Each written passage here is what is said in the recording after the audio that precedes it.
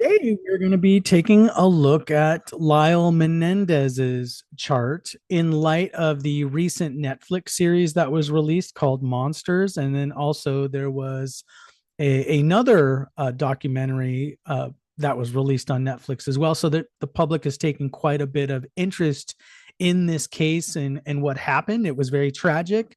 Those of you that don't remember, Lyle and Eric Menendez, they were accused of murdering their parents in Beverly Hills in 1989.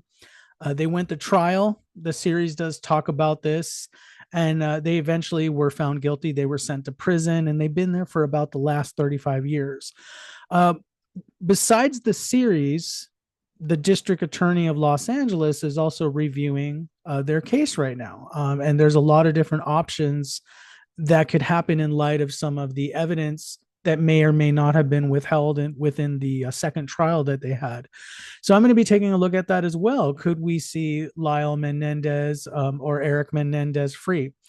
Now, today I'm going to be analyzing Lyle Menendez chart because there's quite a lot to analyze. We're going to be looking at some of the personality characteristics, the relationship with the father, the relationship with the mother, and just the family dynamics in general. So we're going to be looking at quite a few factors today. So I hope that you are excited as I am. For those of you that are new to my channel, make sure you like and subscribe. By the way, this is Vedic Sidereal Astrology. If you're new to this, you'll notice that the chart looks different than a Western tropical astrology chart. If you're interested in a personal private reading, getting to know a little bit about your karma, check down below for details. And also, I just want to remind you all that this astrology readings for entertainment purposes only. All these statements about Lyle Menendez, well, these are all just my interpretation of the astrological data. So there's a few points I want to bring up before we dive in the chart. So basically, both brothers were put on trial. But we're going to be focused on Lyle's chart today. So Lyle and Eric Menendez were convicted of murdering their parents and were sentenced to life in prison without the possibility of parole. The crime actually took place in 1989. And then 93 to 94, they had the first trial, which ended in a mistrial. And then 95 to 96, they had the second trial, and the second trial took place right after the OJ verdict. And, it definitely had a different vibe, the different trial, the first trial, the second trial. But anyways, they got sentenced to life in prison without parole. Netflix recently came out with a series about the Menendez brothers. There's a lot of interest in this case. It also became, I found out, really a lot of people on TikTok, a lot of the younger generation, Gen Z, is really interested in this case as well. So the Los Angeles District Attorney just came out recently, as of October of 2024, reviewing an appeal that could potentially lead to a change in this situation. So, for example, if the district attorney determines there was some sort of issue with the trial, they can either do a resentencing or they could just do a whole new trial. So we're going to take a look at that too, just to see what we can get out of this astrology chart.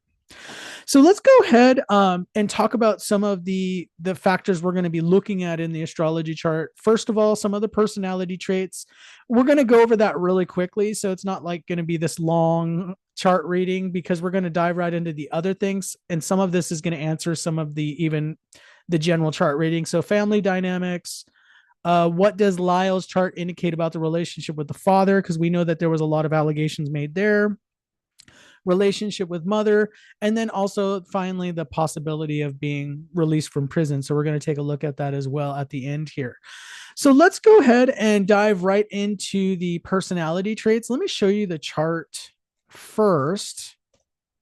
So here's the chart, Lyle's chart here. We got first house ascendant is Aries here. So Aries people tend to be very impulsive. They tend to be athletic, in a general way. They have a lot of Martian energy. So there's definitely this aspect of Lyle, but one of the major issues here is I see Rahu in the first house, and we'll be talking about that in a moment.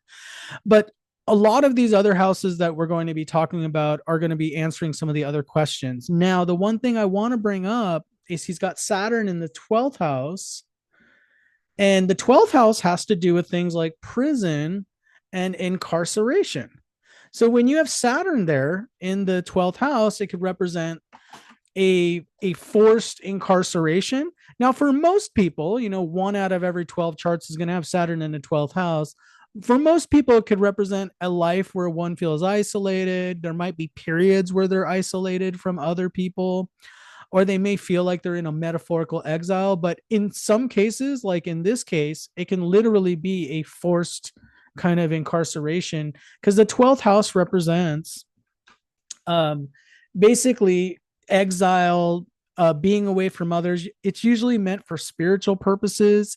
But it is karma. We got Saturn there. It's really heavy karma regarding this situation. So forced solitude definitely was predicted in this lifetime. Now let's go ahead, and I'm going to pull up the slide just to show you some of the points. We're going to just talk about that just for a moment here.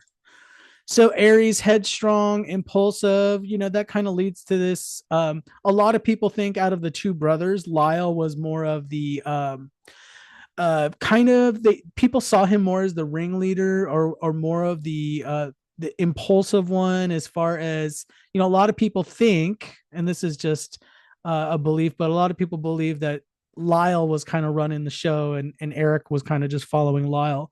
Well, Aries people can be very assertive about what they want to do. Rahu in the first house, this can always be a little bit of an issue, because the focus is on self. So some people have accused him of being very self-centered. Like terms like narcissism are brought up. Rahu in the first house, it can lead to very self-focused characteristics. And then self-elevation, and it can be at the expense of others, since K2's in the seventh house. So K2 can represent like a disregard for other people. So anyways, Rahu in the first house, I also want to point this out. Remember, Rahu is the enemy of Saturn, and Saturn represents societal laws and social norms, and Rahu will use whatever it can to raise its societal status, to get attention. And what's really interesting about this case is Rahu in the first house. Rahu doesn't really even care about just being known, like having fame in a very notorious way. That could be a Rahu thing as well. So there could be somewhat of a self elevation here. Now, just because we see that in the chart doesn't mean there's not legitimate issues with the father and mother indicated in the chart, which we're going to find out in a moment. There's a lot of issues there in the family issues. But there is one, people were criticizing the fact that Lyle and Eric went on like this spending spree right after the murders had taken place. So people had criticized that. And so that's definitely was a concern. The rising nakshatra is Bharani, and Bharani's ruled. I thought this was interesting. The nakshatra is, by the way, it's a star. It's ruled by the god Yama, which is the god of death and transformation, which I find kind of interesting. There's some of the traits of people born under Bharani. They tend to be very intense, emotional overwhelm. They tend to be impatient and impulsive, struggle with control and power. And a lot of their lessons are dealing with life's harsh realities, and I would say that's an understatement, especially after being incarcerated for this long. I'm sure he's definitely had to deal with life's harsh realities in that environment. So let's go ahead and talk about the next issue, the family of origin. And let's go ahead and let me show you the chart for a moment, because when we look at family of origin, a lot of people get interested in that, because your family is what it really kind of sets the trajectory for you in the rest of your life. So your upbringing, the people around you, when you're a child, you really don't have as much control of your circumstances. A lot of times, you're within this karmic box, so to speak. And it's not until later on you find out whether the family's influences were positive or negative. Well, when we look at the family of origin, and these are always going to be the people that raised you. So whether that be, your actual biological parents, a stepmother, a stepfather, a foster parents. The second house would represent all of those. So whoever had the most, whoever you were around most of the time. Well, the second house is empty. And so right off the bat, you would think, okay, well, this doesn't really mean much, but there's actually a lot of going on in this house. So the first thing I want to point out, we got Saturn's aspect. Saturn's third aspect is happening on the second house. We also have Mars over here. And I'm just drawing it again. The fourth aspect is happening. So if we count four houses, one, two, three, four, Mars's fourth aspect is happening on the second house. And then if we look at the ruler of the second house, which is Venus, you'll notice that Venus is in the eighth house. Okay. So there's actually a lot going on there with this second house. And this can give us some information. So, for example, Saturn, when it aspects the second house, it usually always, speaks of some sort of difficulty with the family of origin. So sometimes it can be neglect. Sometimes it can be the family was very hardworking. They weren't around enough. Sometimes it can be they were like in a very religious or authoritarian household. But Saturn usually brings some sort of difficult karma. Mars can be like an extremely competitive family. And let me clean up the chart and I'll bring up the slide because there's different meanings to these three aspects, but it gave us quite a bit of information. Definitely, based on the astrology chart, the family upbringing wasn't easy according to the astrology chart. So the second house can show the family dynamic in a general way, like I said. Now, when we look at mother specifically and father, we're going to be looking at like sun, moon, the ninth house, the fourth house. But second house kind of is like a general feeling of the family. So when the second house is aspected by Saturn, limitations imposed by the family, strict upbringing, from what we know, or from what some of the interviews I saw, the father was pretty strict, pretty authoritarian in his views of things, pretty controlling. That would be along with Saturn and Mars, by the way. The second house is aspected by Mars, tense and aggressive family atmosphere, strong willed family members, quick temper in conversations. Now, there isn't Mars aspect to the second house isn't entirely bad. It can, for example, bring money to somebody's life during Mars periods, but it can represent a very competitive family. And I believe both of the brothers, Lyle and Eric, were in sports and they were encouraged to be in sports. And the father was very competitive. Now, the second Lord, which is Venus, remember the second house was Taurus. It's in the eighth house, and the eighth house is already a house. It's one of the evil houses, one of the Dustin houses. So the eighth house has to do with family secrets, sudden changes in family wealth, problems with inheritance. We saw that in the documentary. The inheritance, that was an issue after the murders had taken place. They were worried if they were still the Menendez brothers were worried if they were still in the will. So there's a whole story about what happened there.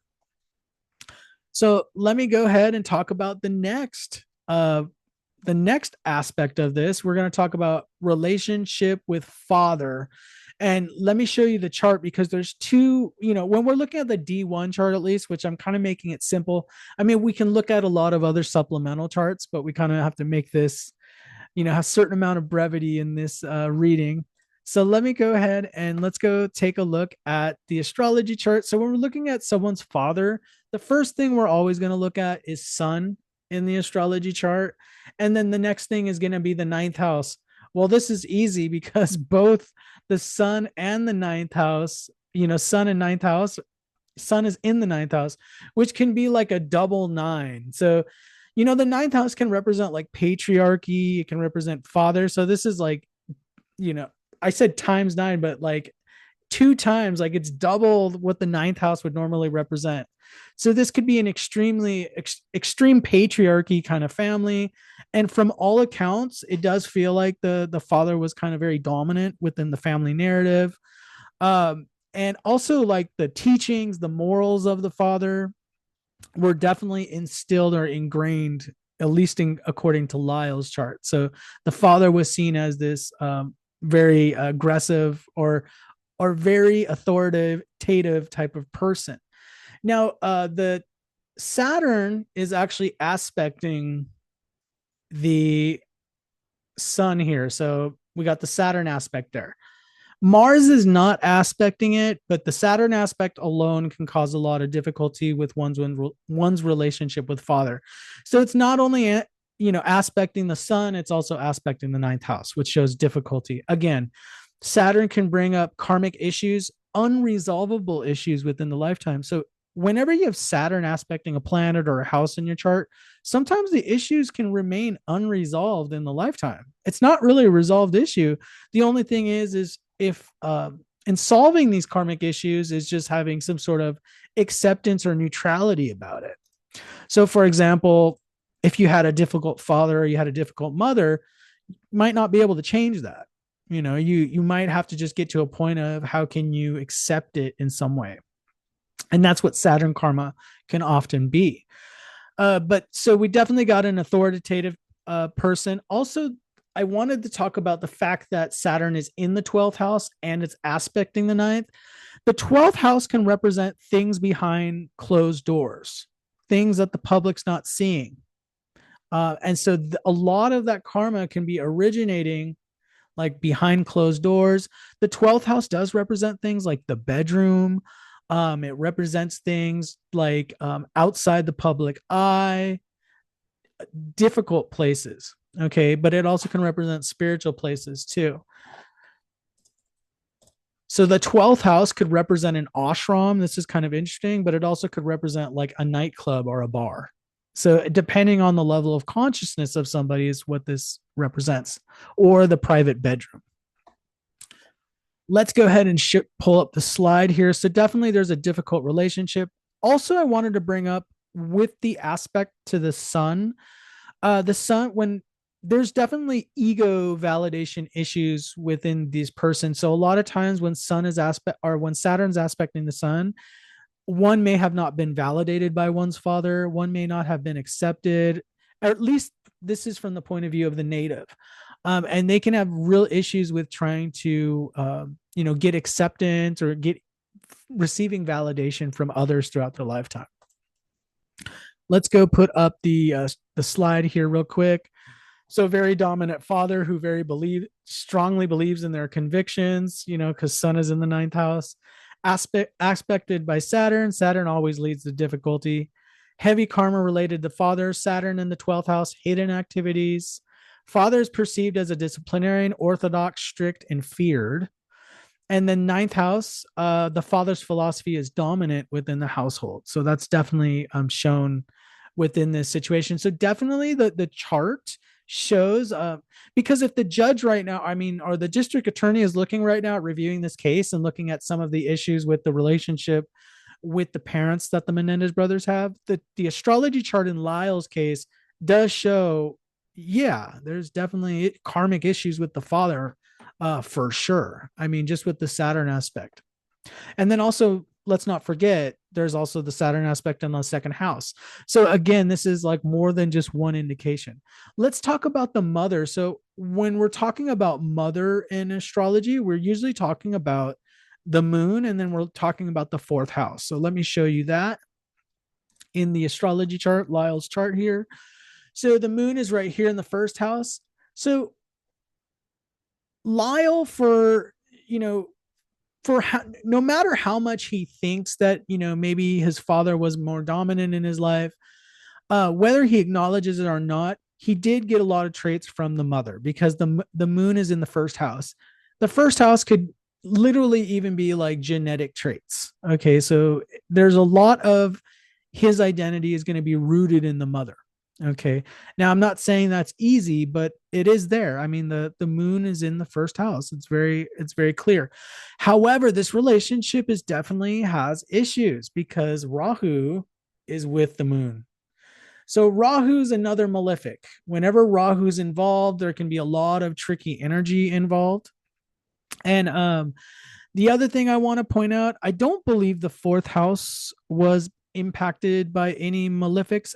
Actually, the fourth house right over here, it's impacted by Mercury, which is Mercury is the sixth lord. So we do have that sixth house energy, which is impacting the fourth house. So again, moon is being afflicted, and then fourth house is being afflicted in the astrology chart. So we're seeing both parents in the astrology chart are being afflicted astrologically. So let me pull up and we'll discuss this a little bit more. We'll break this down with the slide. First house, or like I said, that with the first house and the moon being in the first house, the mother is a large part of the identity. Oops, let me go back. Whether one accepts it or acknowledges it or not. It's afflicted when it's next to Rahu. Okay, so Rahu can afflict the moon. It can cause a lot of emotional confusion and instability within the native, the person's chart, but also with the mother, because the moon represents your mother. So the relationship, for example, can be filled with a lot of illusions because Rahu represents illusions, smoke and mirrors. It can deceit. So there can be a lot of difficulty there. Sometimes Rahu can even represent things like addictions. So Rahu can represent some taboo situation. And then the aspect to the fourth house. Remember, Mercury is aspecting from the 10th house. It's aspecting the fourth house. So that means it's aspected by the sixth lord, and the sixth house represents disagreements, health issues, conflicts. It can be addictions. I don't remember if the documentary, I thought there was some difficulty there with the mother. And the mother apparently left these notes around the house allegedly, and so there was some definite difficulty there in that relationship. So we see that both the mother and the father, the relationship just in the D1 chart is very strained. Okay. Sometimes when you look at an astrology chart, it's a little more nuanced. Like it might not be a strain in the D1 chart. It might be more strained like in the Navamsa chart and the other supplemental charts. Now let's talk about the big question.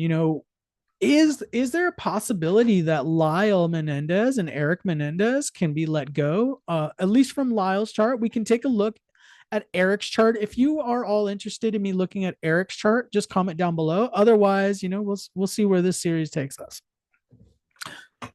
Comment down below again if you want me to do Eric's chart. Okay, so let's go ahead and talk about the astrological period that Lyle's in right now.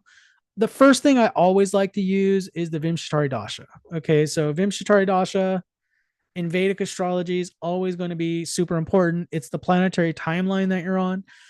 So in Lyle's case, he's in Saturn Mahadasha.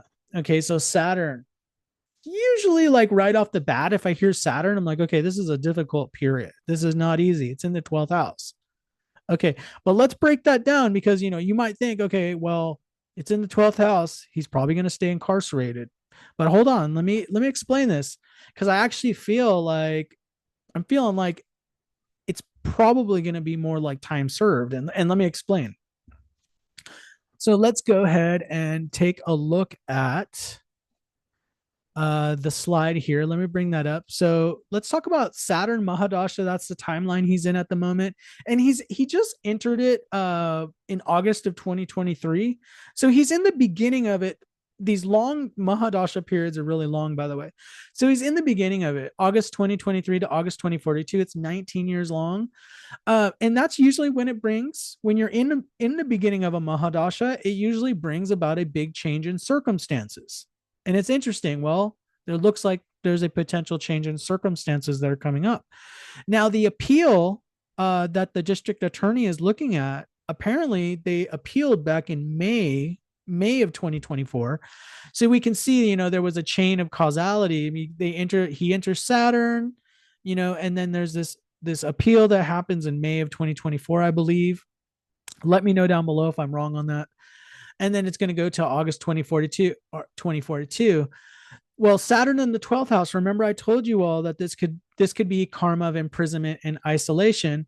But this is the big thing I want to bring up about Saturn, and this is all of us, is Saturn is fair. Saturn is law and justice. Okay, so Saturn is like going to be looking at, like the district attorney would be Saturn. Saturn's going to look at, okay, we're going to look at all the facts. We're going to look at, did he pay his karma back on this? Okay, was the trial fair? That Saturn actually is really concerned about that. If there was a technicality where something is viewed as unfair, Saturn is fair. Saturn will say, okay, well, then we're going to have to change it. So Saturn can represent legalities. The other thing I want to bring up is Saturn represents society as a whole. So if you think about the allegations that were made against the parents, the thinking of people was a lot different in the early 90s than it is in the 2020s. There's been a large development in social consciousness and what people think, and what kind of punishment people would deserve in those kind of circumstances. So the society has changed, and Saturn represents society. Now, Saturn represents very slow change, but it's been 35 years. It's been almost to the maturity of Saturn, and the maturity of Saturn is 36 years. So there's been a big shift in how people view this stuff as well on a societal level. So that's the thing. So Saturn is fair. Saturn is law and justice. Saturn will look, okay, is the karmic debt fulfilled in this situation?